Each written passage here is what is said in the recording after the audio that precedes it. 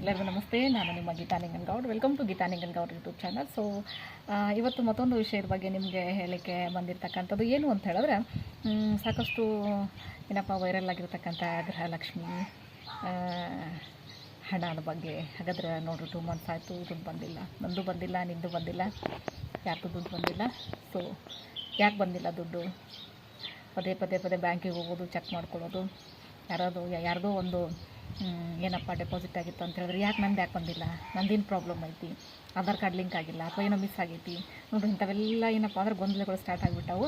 ಅದು ಹಳ್ಳಿ ಮಹಿಳೆಯರಲ್ಲಿ ನಾವು ಸಿಕ್ಕಾಪಟ್ಟೆ ಗೊಂದಲಗಳನ್ನು ನೋಡ್ತೀವಿ. ಯಾಕಂತ ಹೇಳಿದ್ರೆ ಒಬ್ರದ್ದಾಯಿತು ಅಂತ ಹೇಳಿದ್ರೆ ಎಲ್ಲರೂ ಏನು ಮಾಡ್ತಾರೆ ಅಂದ್ರೆ ಸರಿತ ಸಾಲಿನಲ್ಲಿ ಹೋಗಿ ಏನು ಮಾಡ್ತಾರೆ, ಬ್ಯಾಂಕ್ ಪಾಸ್ಬುಕ್ಕನ್ನು ಚೆಕ್ ಮಾಡ್ತಕ್ಕಂಥದ್ದು. ಸೊ ಹಿಂಗೆ ಇಲ್ಲಿ ಗೊಂದಲಗಳು ಸ್ಟಾರ್ಟ್ ಆಗಿಬಿಟ್ಟೈತಿ. ಯಾಕೆ ಹಿಂಗೆ ಆಗೈತಿ ಅಂತ ಹೇಳಿದ್ರೆ, ಒಂದು 2 months ಆಯಿತು, ಈ ಒಂದು ಗೃಹಲಕ್ಷ್ಮಿ ಹಣ ಯಾರಿಗೂ ಜಮಾ ಆಗಿಲ್ಲ. ಹಾಗಾದರೆ ಯಾಕೆ ಜಮಾ ಆಗಿಲ್ಲ, ಏನು ಪ್ರಶ್ನೆ, ಏನು ಅದಕ್ಕೆ ಉತ್ತರ?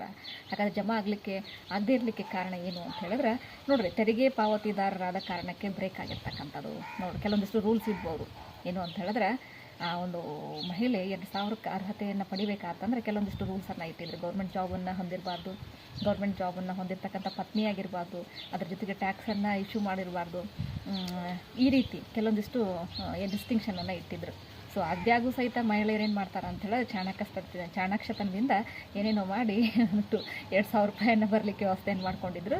ಸೊ ಇವಾಗ ಹೆಚ್ಚಿನ ಹೊರೆ ನೋಡಿರಿ, ಎಕ್ಸೆಸ್ ಆಗಿ ಅನ್ನೆಸೆಸರಿಯಾಗಿ ದುಡ್ಡನ್ನು ಪೋಲ್ ಮಾಡ್ತಕ್ಕಂಥ ಪರಿಸ್ಥಿತಿ ಬಂದುಬಿಟ್ಟೈತಿ. ಸೊ ಅದಾಗ್ಬಿಟ್ಟೈತೆ ಆಲ್ರೆಡಿ ಈಗ. ಸೊ ಈಗೇನಾಗೈತೆ ಅಂದರೆ, ಸರ್ಕಾರ ಎಚ್ಚೆತ್ಕೊಂಡು ಅದಕ್ಕನ್ನು ಬ್ರೇಕನ್ನು ಹಾಕಲಿಕ್ಕೆ, ಆ ಒಂದು ವ್ಯವಸ್ಥೆಗೆ ಬ್ರೇಕನ್ನು ಹಾಕಲಿಕ್ಕೆ, ನಿಜವಾಗಿರ್ತಕ್ಕಂತಹ ಇಲ್ಲಿ ಫಲಾನುಭವಿಗಳಿಗೆ ದುಡ್ಡನ್ನು ಮುಟ್ಟಿಸ್ಲಿಕ್ಕೆ ಏನು ಮಾಡೈತೆ ಅಂತಂದ್ರೆ, ಒಂದು ಏನಪ್ಪ ಅಂತಂದ್ರೆ ಕೆಲಸವನ್ನು ಮಾಡ್ತಕ್ಕಂಥದ್ದು. ಸೊ ಅದಕ್ಕಾಗಿ ಏನಾಗೈತೆ ಅಂದರೆ, ಈ ಒಂದು 2 months ಹಣ ಬಂದಿಲ್ಲ. ಹಾಗಾದ್ರೆ ಆದಾಯ ತೆರಿಗೆ ಪಾವತಿಸುತ್ತಿದ್ದರೂ ರಾಜ್ಯ ಸರ್ಕಾರದ ಮಹತ್ವಾಕಾಂಕ್ಷಿ ಗೃಹಲಕ್ಷ್ಮಿ ಯೋಜನೆಯಡಿ ಪ್ರತಿ ತಿಂಗಳು 2,000 ರೂಪಾಯಿ ಪಡೆಯುತ್ತಿದ್ದಾರೆ ಅಂತಕ್ಕಂಥದ್ದು 1.78 ಲಕ್ಷ ಮಹಿಳೆಯರ ಹಣ ಪಾವತಿಗೆ ತಡೆ ಒಡ್ಡಿರುವ ಸರ್ಕಾರ. ನೋಡ್ರಿ, ಎಷ್ಟು ಜನ ತೊಗೊಳತ್ತಾರ ಅಂತ ಹೇಳಿದ್ರೆ 1.78 ಲಕ್ಷ.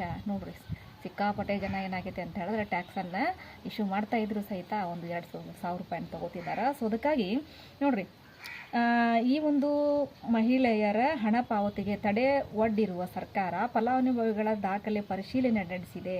ಸೊ ಅದಕ್ಕಾಗಿ ಹಾಗಂದ್ರೆ ಯಾರು ತೊಗೋತಾ ಇದ್ದಾರೆ, ಅರ್ಹ ಫಲಾನುಭವಿಗಳು ಯಾರು ಅಂತಕ್ಕಂಥದ್ದು ಸರಿಯಾಗಿ ಮಾಹಿತಿ ದೊರಕದೇ ಇದ್ದರ ಪರಿಣಾಮವಾಗಿ ಏನಾಗೈತೆ ಅಂದರೆ, ಈಗೇನು ಮಾಡತ್ತಾರೆ ಅಂದರೆ ಡಾಕ್ಯುಮೆಂಟ್ಸನ್ನು ವೆರಿಫಿಕೇಷನ್ ಮಾಡ್ತಕ್ಕಂಥದ್ದು. ಈ ಒಂದು ಮಹಿಳೆ 2,000 ರೂಪಾಯಿ ತೊಗೊಳ್ಳಿಕ್ಕೆ ಅರ್ಹತೆಯನ್ನು ಹೊಂದಿದಾಳೋ ಇಲ್ಲವೋ, ಅಥವಾ ಒಳ್ಳೆ ಒಂದು ಪೊಸಿಷನ್ ಇದ್ದಾಳ, ಇದ್ರೂ ಸಹಿತ ತೊಗೋತಿದ್ದಾಳೋ ಅನ್ನೋದನ್ನ ವೆರಿಫಿಕೇಷನ್ ಮಾಡ್ತಾ ಇದ್ದಾರೆ.